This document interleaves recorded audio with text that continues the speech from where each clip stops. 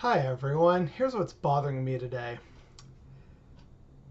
I just read a CBC article about how the Canadian Museum for Human Rights employees say that they were told to censor gay content for certain guests.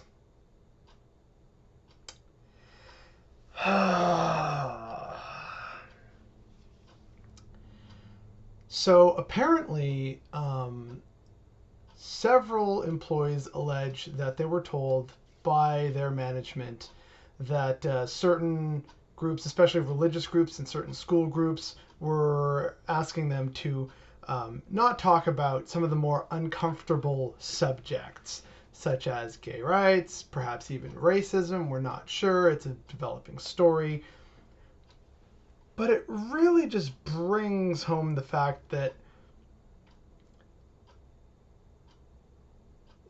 we can't actually educate people properly if we also don't make them a little uncomfortable and try to provoke some kind of critical thought. So, as an example, if I said that at a science museum or a natural history museum where there were lots of dinosaur bones, that people would say, oh, well, some say that the dinosaurs were put there by the devil to tempt man away from God. And if I said that that's what we had to do to appeal to certain people, to basically lie and spread a false narrative, people would lose their minds. And yet, for some reason, when it comes to human rights, this was kind of just swept under the rug, and probably lots of people, because of their religious beliefs, think, oh, well, actually, that's fine. It's not. Why is it so hard for people to face a bit of discomfort? The Canadian Museum for Human Rights in Winnipeg is a gem. I'm very thankful that I got to go several years ago. It's one of the best museums I've ever been to.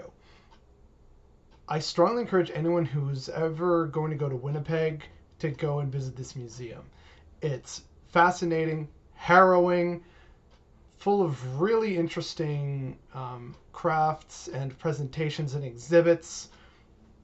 It's definitely worth it, which is part of why, admittedly, for my own bias, it's a little distressing that people still want the kind of warm milk human rights narrative. They want the feel good of MLK and the nice flowery speeches he made. They want the idea of women peacefully marching in the streets to acquire the right to vote. They believe in this sense of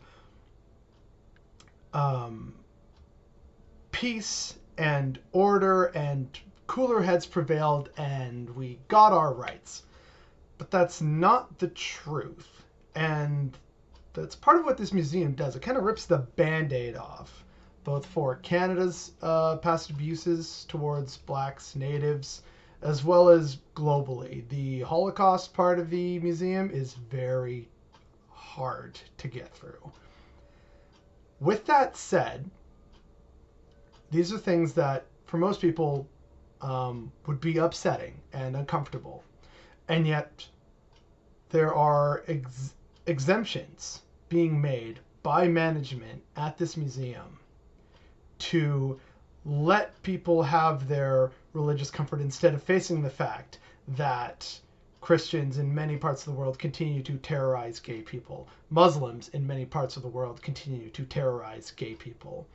There are persecutions against ethnic and religious minorities all over, either in the name of religion or because they believe that the people there don't have proper religion. It's paganism or something. The point of a museum is to educate. And so hearing that this museum is not educating people to the full extent that they could be is troubling. And that's what's bothering me today.